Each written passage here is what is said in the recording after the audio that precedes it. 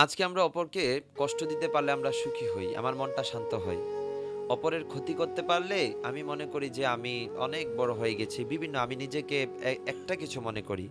কিন্তু মনে রাখবেন আমার কামলিওয়ালা নবীজি হাদিসে পাকের মধ্যে বলছেন এটা আবু দাউদ শরীফ ৩৬৩৫ নম্বর হাদিসে পাকের মধ্যে বলছে, কোন বান্দা যখন অপর কোন বান্দাকে কষ্ট দেয়, কোন বান্দা যখন অপর কোন বান্দার ক্ষতি করে, তখন আমার আল্লাহ তার ক্ষতি করেন।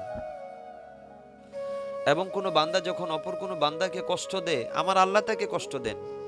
বাবা আপনি একটা বান্দাকে কি কষ্টই বা দিতে পারবেন? এই কষ্ট তো কিছুই না। আজকে কষ্ট পাবে, কালকে হয়তো ভালো হয়ে যাবে। কিন্তু আল্লাহ যখন আপনার প্রতি নারাজ হয়ে যাবেন, আপনি কিভাবে আল্লাহর দরবারে মকবুল হবেন? সো এই বিষয়টা আমাদেরকে অনেক বেশি লক্ষ্য রাখতে হবে। আমার আমার পক্ষ থেকে আমার কোনো মুমিন ভাই যেন কষ্ট না পায়। কোনো মুমিন ভাইয়ের ক্ষতি যেন আমি না করি, এই বিষয়টা লক্ষ্য রাখতে হবে। আল্লাহ আমল করার তৌফিক দান করুক। আমিন।